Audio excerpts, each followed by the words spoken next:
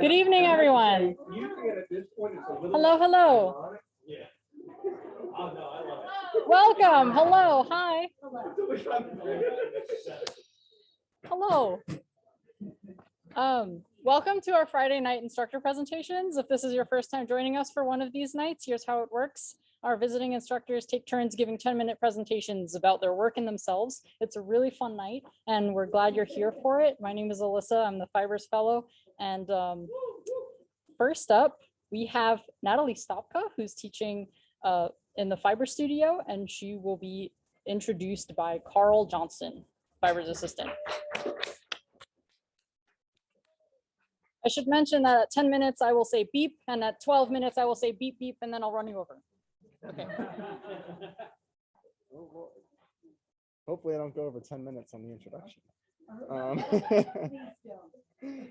So Natalie is a New York-based artist focused on creative processes rooted in the materials and forces of the natural world. Her pursuit of historical surface patterning techniques includes natural dyeing, pigment extraction. Thank you. Natural dyeing, pigment extraction, marbling. Well, I could talk. Okay. Do I need to restart? No, just continue on. These meticulous, oh no, I lost a spot. These meticulous layered processes incorporate materials grown in her studio garden, creating a seasonal, evolving vocabulary of texture and color. She is a former Van Leerstein Family Scholar and for advanced study at the Center for Book Arts, a graduate of the Rhode Island School of Design, and she is currently maintains a studio and garden in New York. So please welcome Natalie.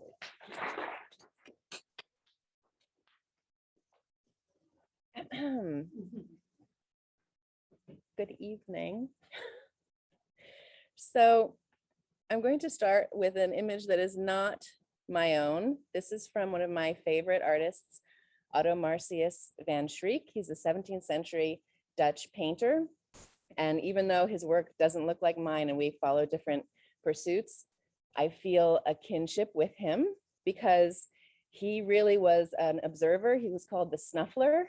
He would go out in the countryside and root around in the undergrowth collecting specimens, which he observed and captured for us in a very lifelike way. And he was very much a scientist engaged in the forefront of thought for his time.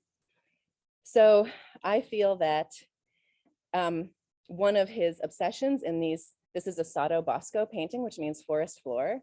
And one of his obsessions is the concept of spontaneous generation, that life just sprouts from nothingness, from dust. And I also have a sort of observational bent in my work.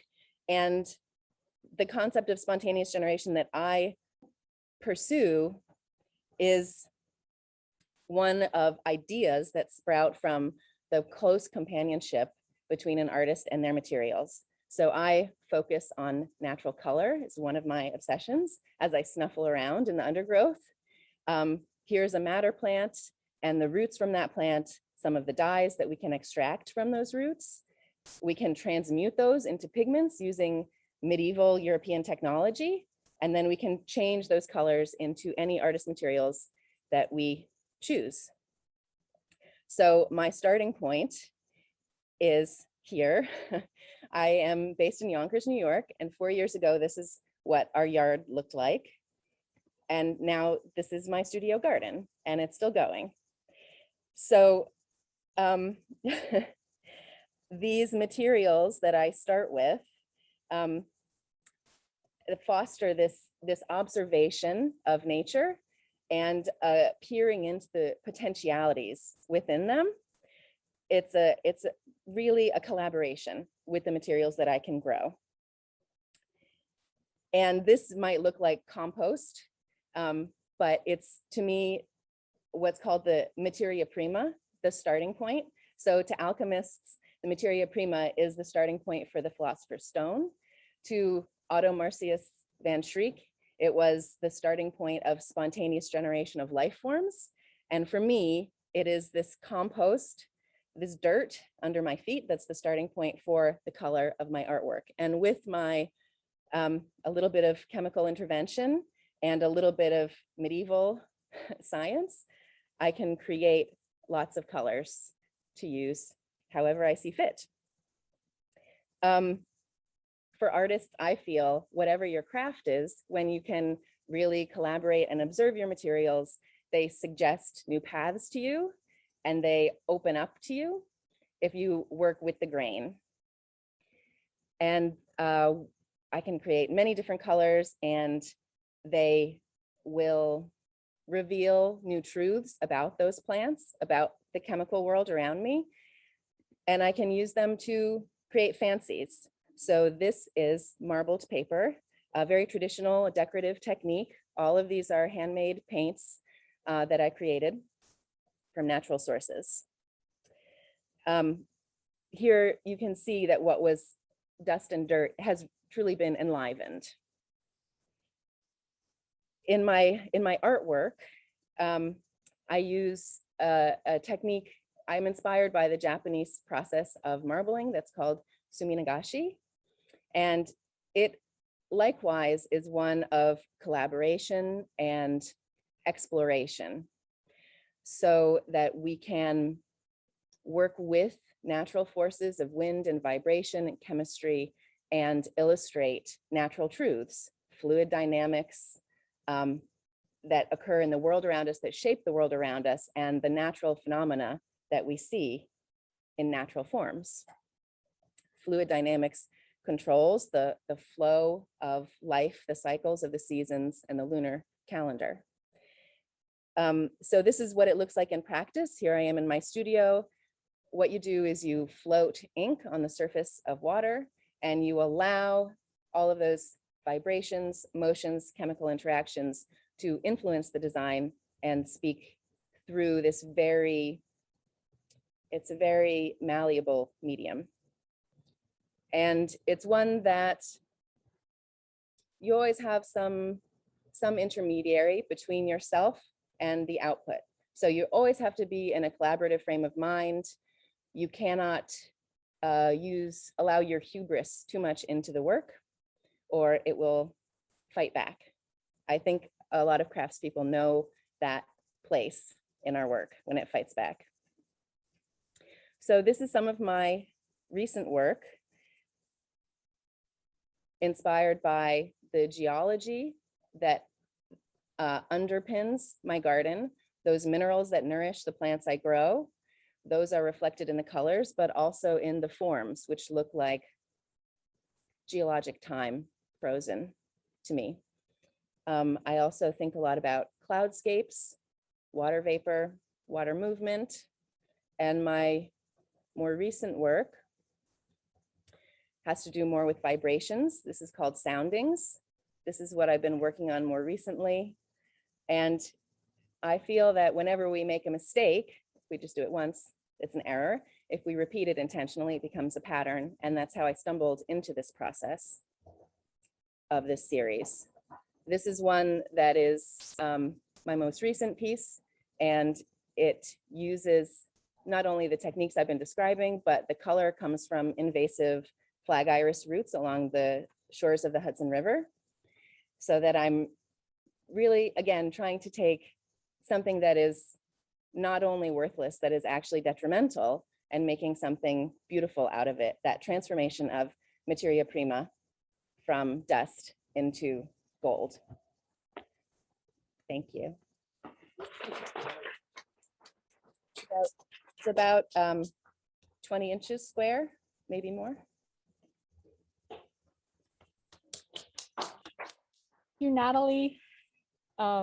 Next up, we have Jake Brown in our blacksmithing studio, being presented by the blacksmithing assistant, Sean Fitzsimmons.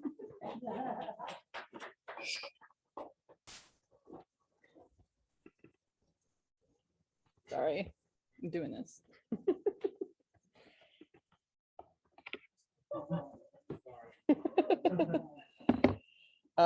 Jake Brown, where to start? Peters Valley, local legend. He was once the illustrious blacksmith assistant himself.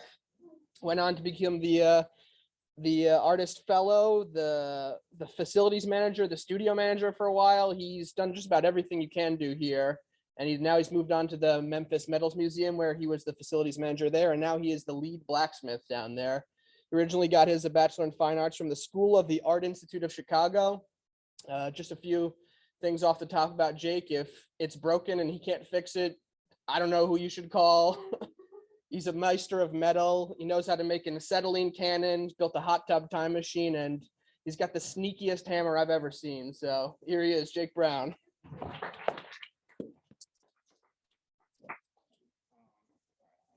I got a bunch of slides to blast through. If you have any questions, just fire them away because we're going to go quick. So I'm from Benicia, California. That's where I grew up. Right where the Sacramento River comes into the bay. It's very idyllic and beautiful. Catch a lot of big fish there. Catch some big fish in the mountains. My next door neighbor built a replica of the Nautilus submarine that you could actually pilot around in the bay when I was a kid. So I would walk past this on the way to school every day, and it was really inspiring. I love that movie too. My town is a town that has a lot of craftspeople in it. I grew up blowing glass. My next door neighbors at the other side were glass blowers, and all the kids in the street worked on that shop at some point. I went to the Oxbow School in Napa, California. It's an accelerated arts program for high school students. It's actually kind of harder than college. There's a view from there. Pretty nice. It's on the Napa River. Art Institute of Chicago.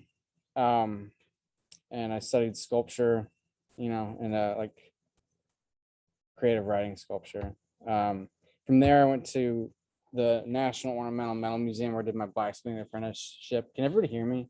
Sorry. I didn't realize there was a microphone here. Yeah, so I was there from 2008 to 2010. And since then, I've been doing journeyman work around the country. But at the museum, we lay out all of our stuff to scale on plywood. So this was an art-based middle school, a railing we did for them. So it had lots of like pianos and giant tubes of paint, music, sheet music, big drama faces. The kids did scratch blocks drawings, and we cast them in bronze for the newel posts. This is a railing we did for a house in Cookeville, Tennessee. Much more ornate, lots of traditional joinery. Pretty much everything you see in there, there's not a whole lot of welding. It's all done with a hammer, which is berserk. We built an anvil that was the pitch of that railing to punch the holes at the proper angle for it. Pretty crazy. Let's see, here's the bottom of it. It's another railing for a church in town. That's the view from the museum. There's a rad sunset every single day that goes down over Arkansas, which is in the distance there. There's a fireplace screen we did when I was working in Montana. Pretty tight tolerance there. Use what's called a log scribe that bounces against the stone to match the metal work there, so get as tight as possible. More railings, some oak branch details on these big old doors. Let's see, mica exterior lamp.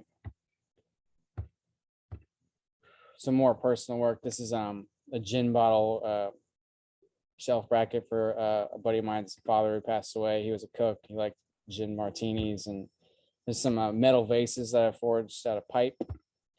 Another one. Glass blower next door neighbors. When you're a kid, you start making things out of metal. One of the brothers in that family was a blacksmith. That's kind of how I got into it. Pizza cutter, some earthworms. I like this one a lot. This is called Primitive Love. It's like one of my favorite things I've ever made. Okay, so there's a company in California called Hattori Hanzo Shears. They approached me to make them like a Game of Thrones style chair out of scissors with all their leftover shears. Yeah, so that's what that is. It's supposed to be a movie, but I don't think it's gonna play. Sorry. This is a little barrier wall I did for a house that was being built in California. So it goes behind that's the toilet, and it's like a little thing that goes on top of the pony wall there. Just turned out kind of nice, it's all solid tapered. And we're moving quick. Any questions? No? All right.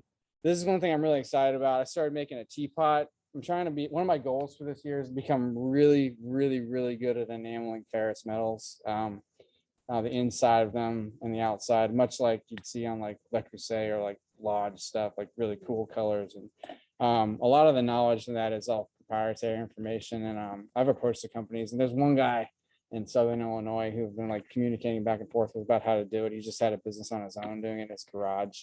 But we've got a lot of good information from him. So anyway, this right here is a bunch of pieces of wrought iron. Am I doing on time? We're okay. Yeah. Oh, we're golden. This is wrought iron put together in kind of a weird pattern. And then I forge welded all that together into a piece of sheet. So it started out about this big. Now it's about that big. And then I made some conical formations, put those together, and then made the wrought iron into a bowl and seated them two together. And so that's the bottom and the top of a teapot. It's going to be forge welded together and then put into pieces. So I haven't made the top yet, but I'm pretty psyched about it. Recently at work, we built a full-size mosasaur sculpture, and I actually got to make the very tip of the tail for it. She was down visiting one weekend or week. You were there for a few days, right? Yeah. So that's the spine. It's for the Mosh Museum in town, which is a museum of science and history. So they got got a big dinosaur exhibit. There's a giant femur that I forged out of like 3-inch round stock, I think it was.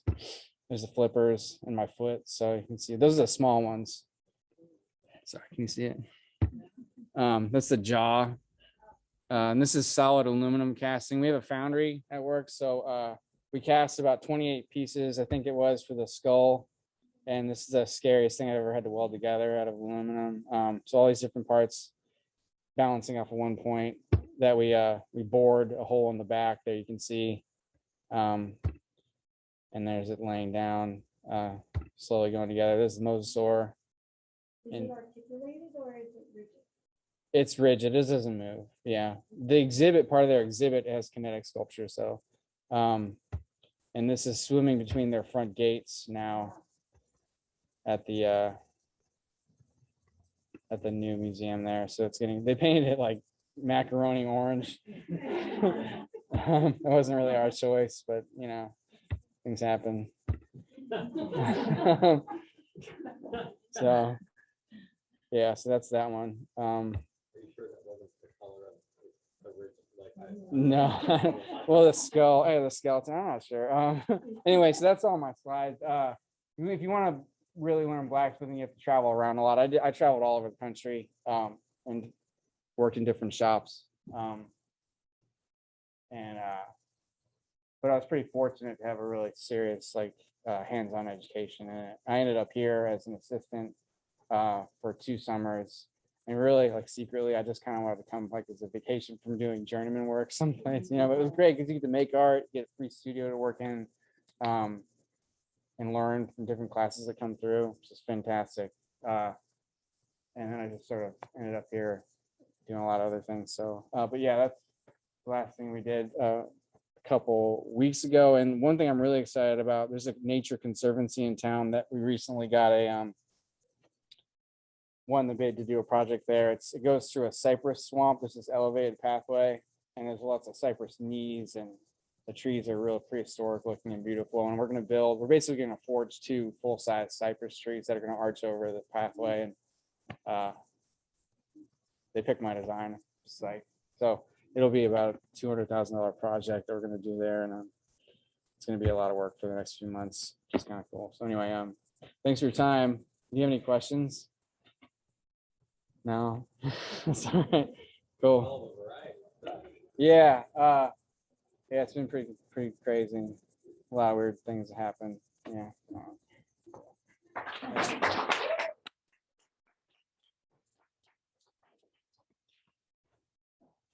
Thank you, Jake.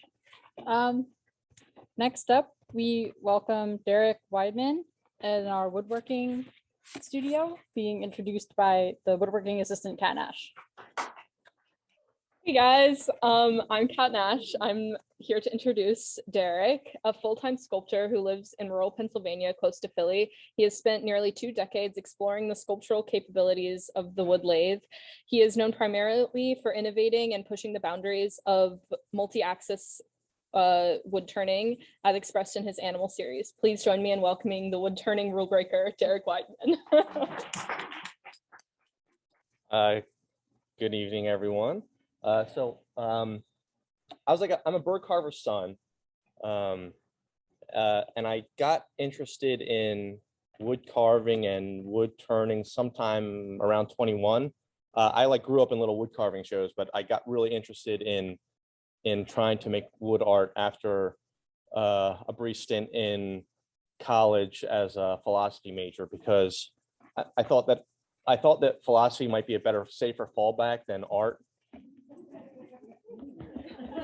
So anyway, so I got interested. I'm not sure how familiar you are with a wood lathe. So it's a machine that cuts in circles, and it traditionally makes things that are bowls, baseball bats, table legs, anything that's kind of 360-degree symmetry of round, right?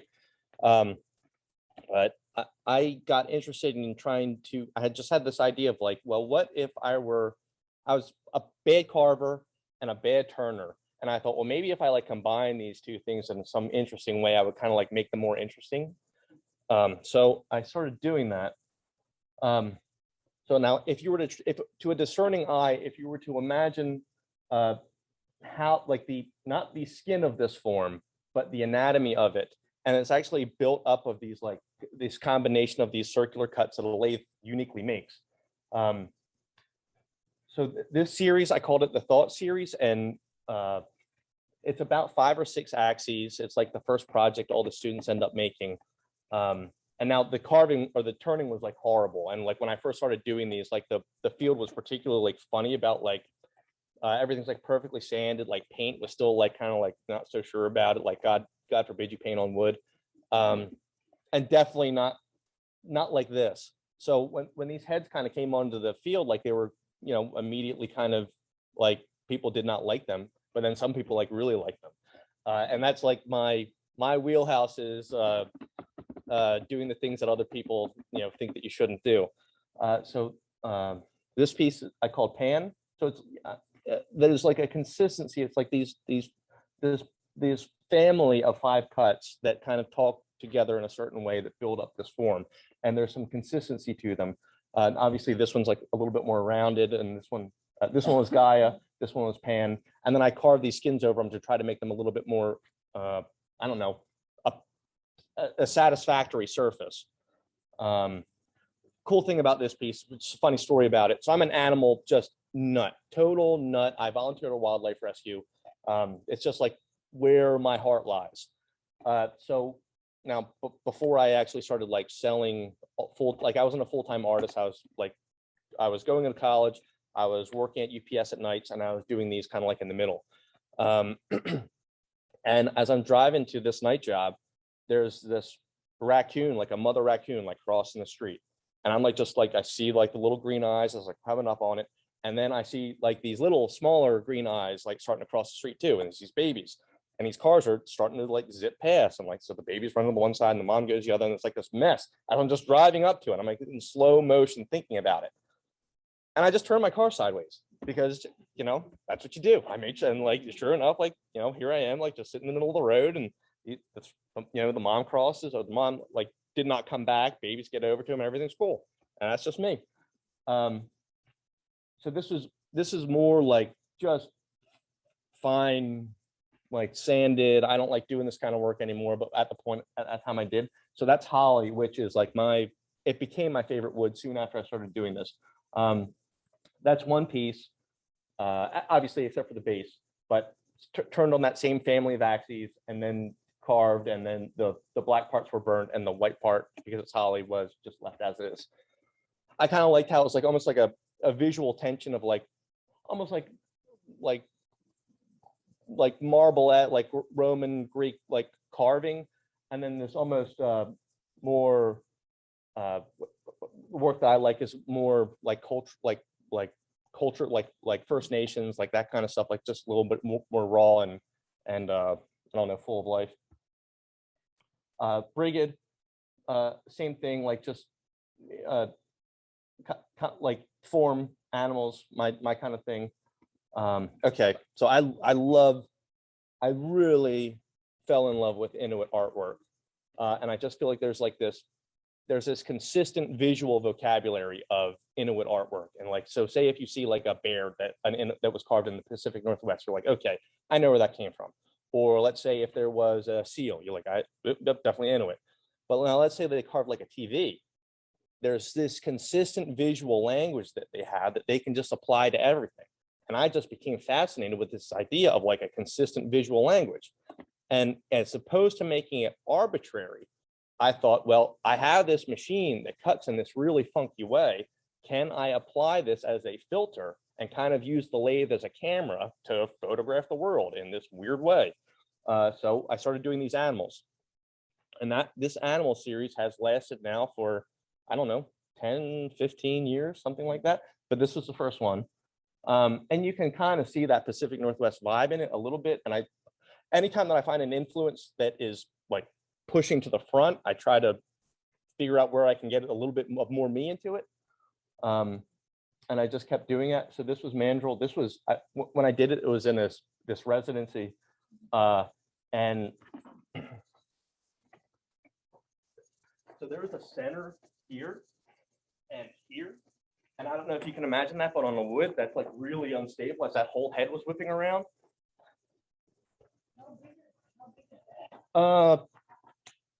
Something like that. I mean, I've done some really spooky things. So there's a rhino sandblasted. I'm going to zip through a bunch of them because I'm probably getting tight on time. There's so many images to see. It's funny, like the passo though that we walk as artists are a little bit like windy. Like, so I got into like really just like animal forms, like not a lot of narrative on top of it. But this one, I like pulled back into some of that, like a little bit of mythology. So this is Asterion, which is another name for the Minotaur of like, you know, Greek mythology. So that like that patterning, that like almost like the weird Greek key is just a consistent maze, and there's only like one path through it throughout the piece. And the Minotaur, in some ways, like the narrative of it is like, you know, kind of getting past like the inner monstrousness of man. So the soldier, as opposed to like having a weapon, he's got this torch, and the woman there is like setting a bird free. And on the back of it, there's actually like a bull staring down at a pile of weapons. And the one that's like kind of like really hidden away, it's a little nuclear bomb. Just Adobe, zebra. I like this one because it really shows off the turned form, as well as opposed to making the black and the white a coloration thing. It was a structural thing and use shadows to imply that. So I just thought that was like a pretty successful thing of, you know, what I do. There's a whitetail, there's a hippo. So there's a robin. Like I said, like I'm a son of a bird carver. And my dad, like he raised me like mostly on his own. So like there's like a robin looking over a nest, and there's like three eggs. So it's like my brother. This was like very kind of like almost like a self-portrait in a little way, or at least of my family. As above, so below.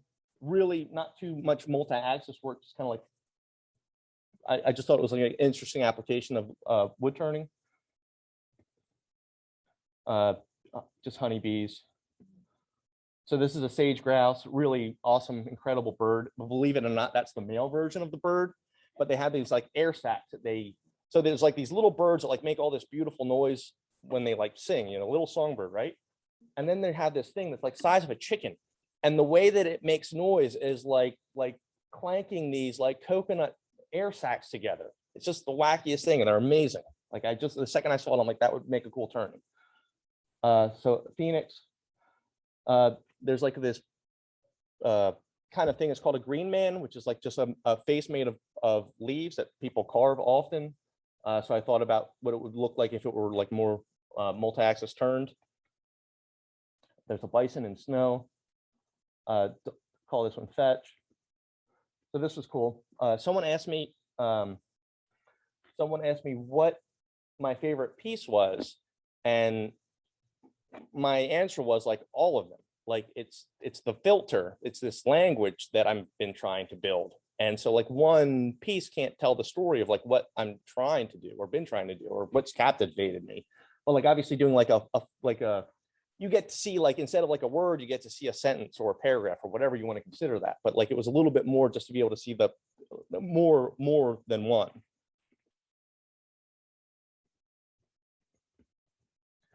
This piece is not all that like it's not like it's not a piece I would write home about, but it was for an auction.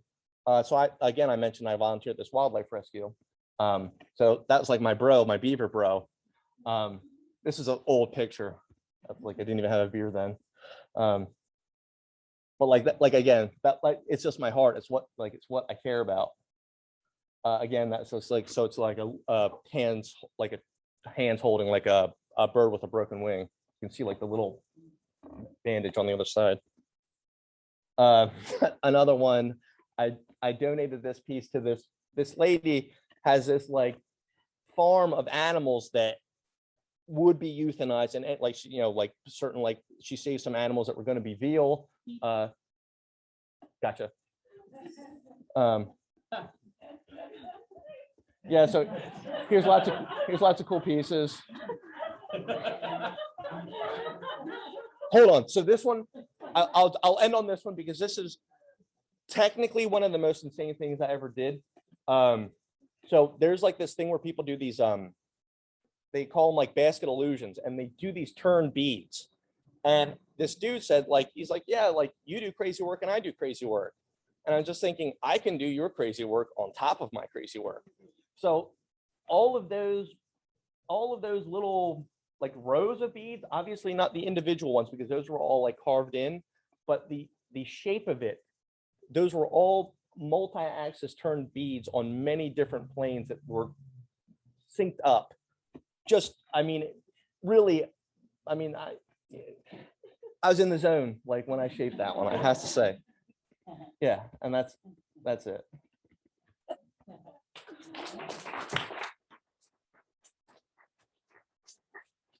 Thank you, Derek. Okay, that concludes tonight's presentations. Whether you're here in person or you tuned in on Zoom, thank you so much for being here this evening. Thank you for being here at Peters Valley. If you need anything, please let the office know. Otherwise, I hope you enjoy your workshop. Thank you. Thank you for tuning in. We would like to thank our sponsors for making programs like this possible. If you liked this video, please hit the like button and subscribe to our channel to receive more like it in the future.